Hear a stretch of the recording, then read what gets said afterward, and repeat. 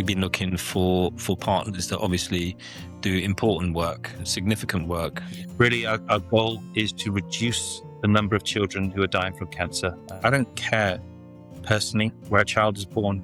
Every single child deserves a chance at life. What we want to do as well is democratize the process so that through partners, through our partnerships, our very customers have the ability to vote on which organizations they want to support.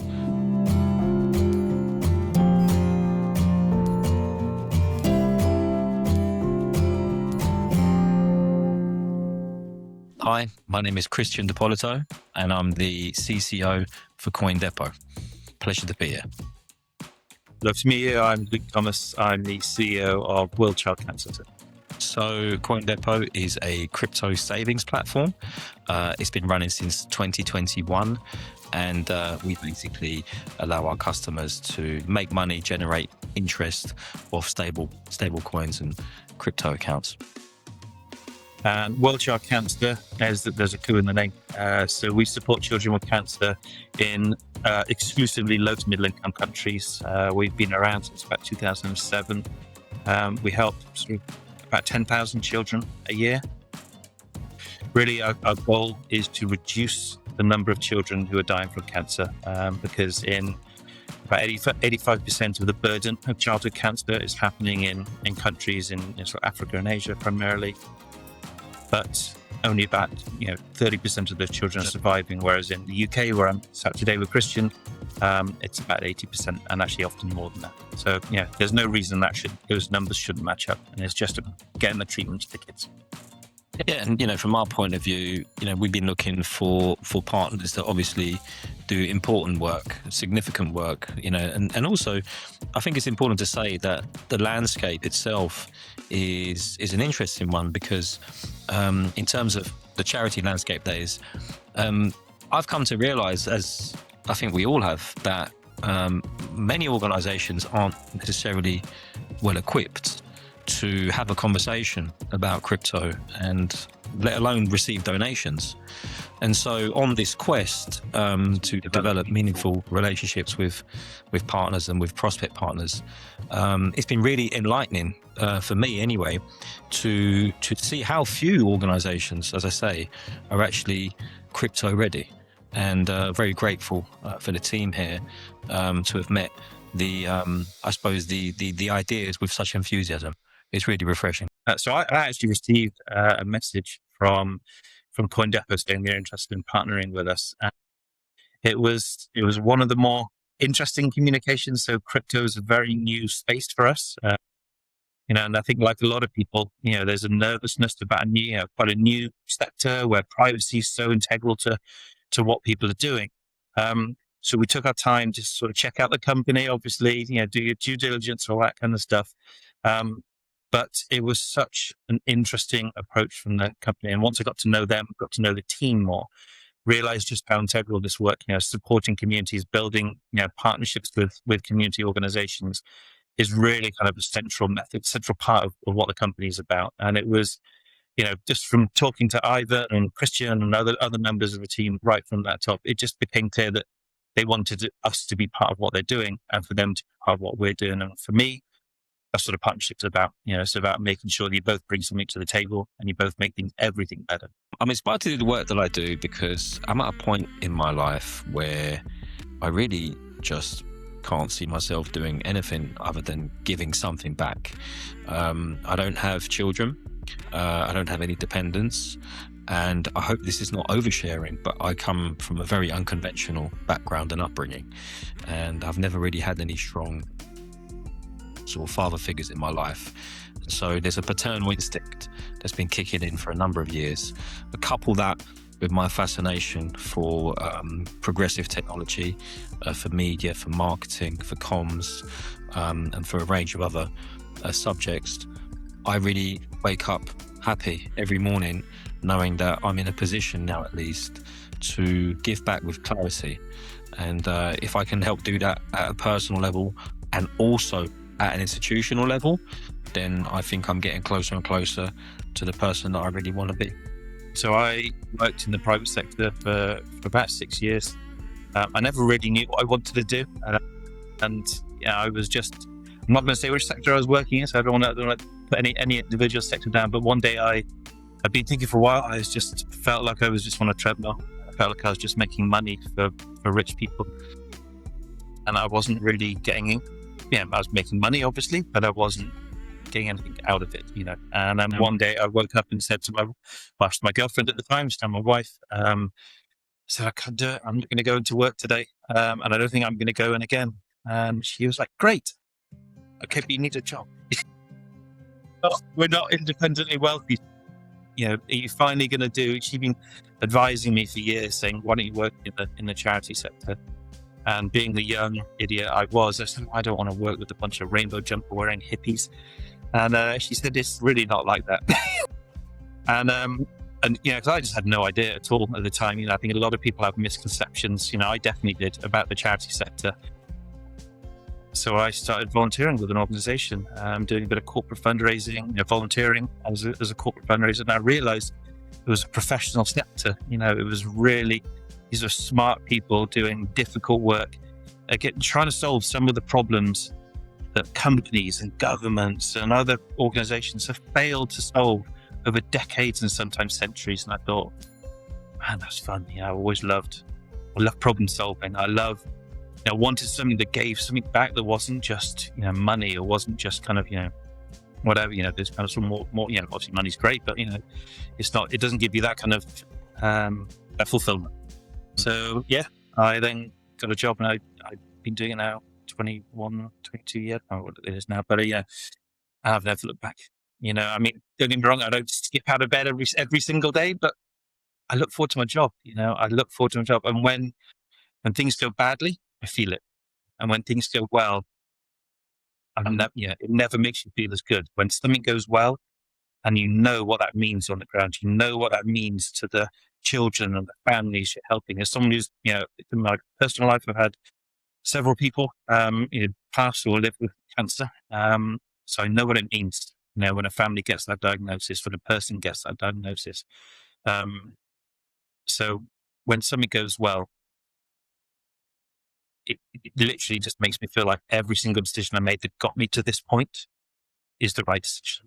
All those things that have gone wrong, all those things, so it's just, it feels great to get out of bed on those days. I really feel that. That's awesome. Would you mind just tapping a bit more into how you actually deliver the work that you do? So just bringing it to life, because I feel like, we are so used to, just hearing about, in our world, just crypto, numbers, to platforms that often we can forget about the importance of impact, social impact, particularly when delivered at scale. And so perhaps for the benefit of those that might not be familiar with, how you do what you do, it would be really cool to sort of hear a bit more about that. Yeah, always happy to talk about the work. So World Child Cancer, we work in 8 countries across Africa and Asia.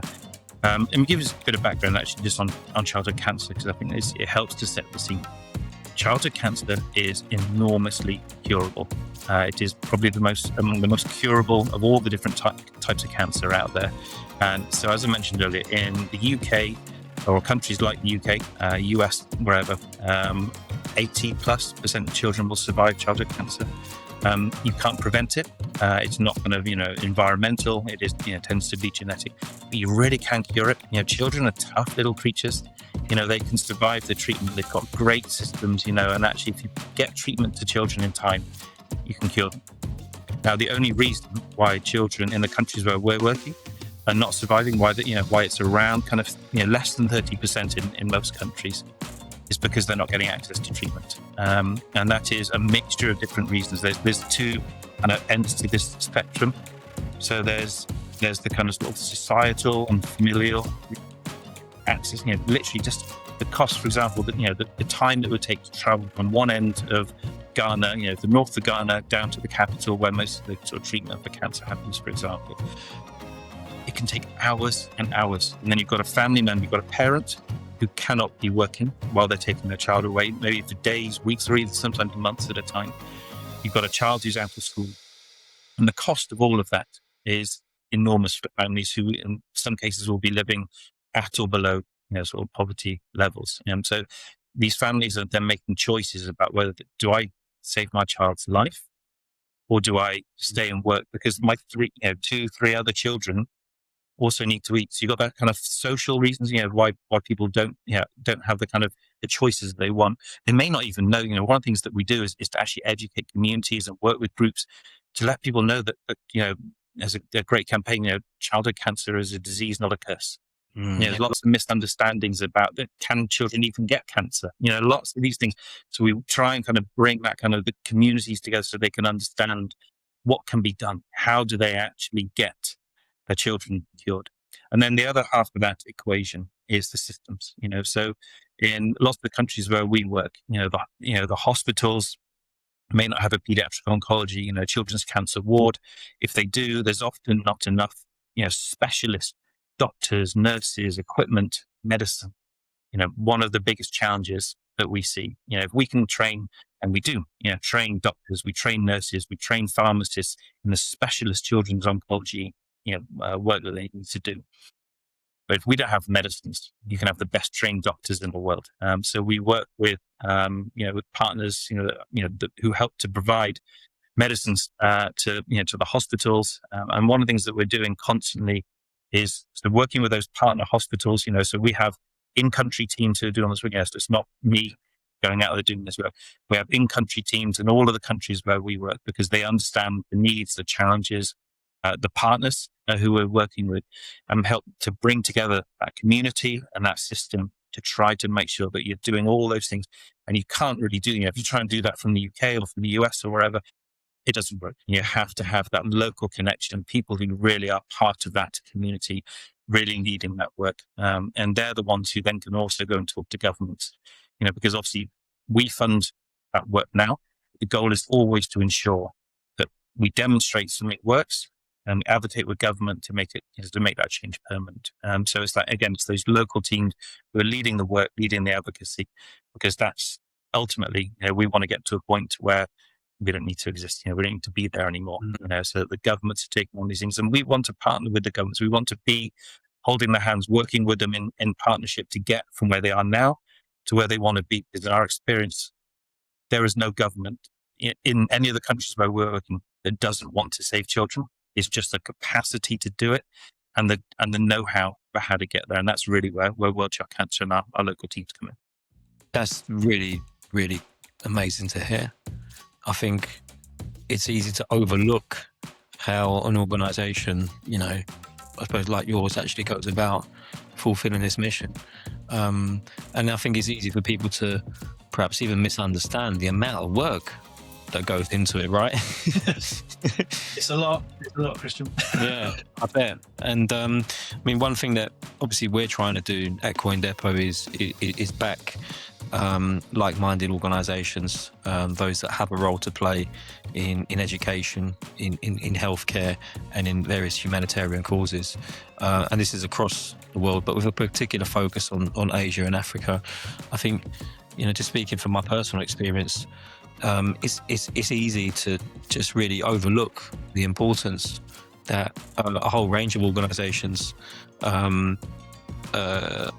It's easy to overlook just how important that work actually is. We kind of live in sort of very different privileged positions, and because of that, it's easy to forget that on the ground and having that contact with, I suppose, local community is what really makes a difference. It's not just about throwing money at a problem, right? Yeah, money's part of the solution. Always will be. But yeah, you've got to have the expertise. You've got to have the plans. You've got to have the kind of ability to actually go and deliver. That's one of the things that World Child Cancer has done very well. And one of the things, we spend a lot of time as a whole global team. It's talking about one of the things that we do. But we're doers. Our teams in country, they're the ones working with the doctors, with the nurses, with the hospital administrators, to build those plans, to put those plans in place, and then to measure and monitor, is it having the impact we want to have? And I think there's a huge amount of work that goes into that. So it's but you can't do any of it without money. And it is, and one of the things that's one of the reasons, another one of the reasons why it's perfect timing for this new partnership. It's a rough fundraising environment out there right now. it is tough. I don't care what type of charity you are, whether you're a local community group or whether you're, the biggest international NGO in the world, it is tough fundraising out there. And it's particularly tough for international organizations, actually, for working in regions like Africa and Asia. We work really hard to get our message out, to tell people, actually, I don't care personally where a child is born. Every single child deserves a chance at life. Every single child is just entitled to treatment that is available. There's no reason why we shouldn't be helping child, because it doesn't matter which hospital they were born in. If we can give them a chance to survive, that's one more child who goes on to live, who could be the next Einstein. They could be the next whoever, So for me, I want to help every single child out there. And I think also the solutions that we're trying to bring, there's lots of we know most of the solutions that can help children out. There's treatments for every single child with cancer disease. Well, we don't have the access to get them there. But I think we are constantly working to build the plans and the programs that get treatments to children faster. But there's always better ways of doing it. And another thing, again, the team probably gets sick of me saying is, I don't care where the answers come from. I just want them to come fast. So it's just, the faster I can get that work done, the faster we can get those children treated, the more chance we've got of having the next Einstein. Quick question for you, just like on the subject of crypto in general. Like, do you feel that, this opportunity through our partnership, but the opportunity in particular, do you think this is, likely to contribute to a refreshed view of how to fundraise in this competitive market? Well, personally, I hope nobody else catches on to this. Quite frankly, I shouldn't be doing this podcast, but I hope so. I think it is the reason I mentioned earlier why I always try to avoid being on the crest of waves, because it does come with risks. When you try something new, it does come with risks. And that is. It's a difficult place. We're not a big organization. We're much smaller than lots of other international organizations. So if a risk doesn't pay off for an organization our size, that can have big impacts. That said, in a difficult fundraising environment, you have to be open to trying new things. You have to be open to trying new things. And like I said earlier, I think there is a real opportunity. I think that the crypto community has demonstrated through CoinDepo, they've already raised, millions of dollars to kind of, to donate to charities.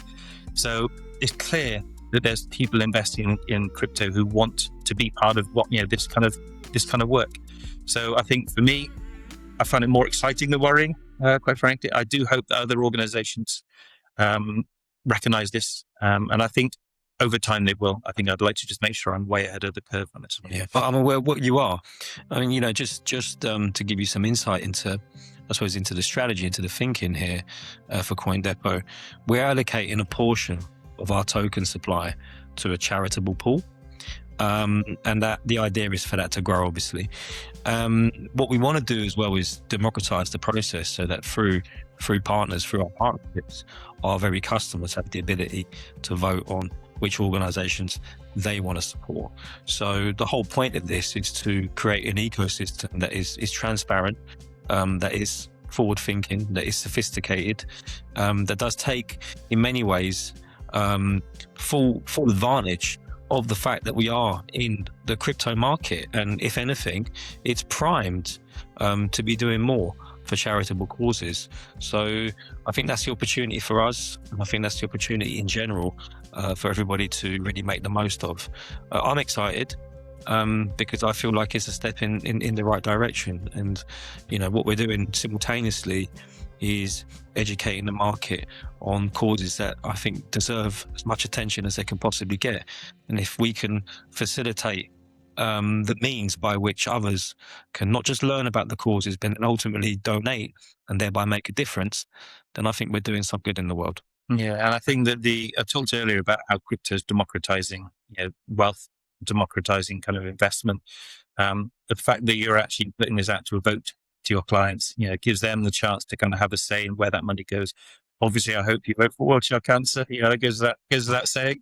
But I think it speaks to CoinDepo's kind of values. Actually, that it's about kind of like giving people the choice, giving people the chance to do good, and the chance to choose how that good is done. And like I say, we're very, very proud to be part of it. We're looking forward, everybody voting for Watch Out Cancer. Yeah, no, really looking forward. Yeah, and I really hope this is the first of many, many years. Great, thank you. And if anybody wants to learn a bit more about the scheme, about the program, obviously check out the website. Maybe we can share a link or populate a link. But frankly speaking, the more that this ecosystem grows, the more the ability to create social impact does too. If we can be I suppose really pioneers in this space with this idea in mind, great. But I think what it really comes down to is being able to have made a tangible difference. So if anyone wants to find out more about how it works in practice and what the plans for the future are, then just get in touch.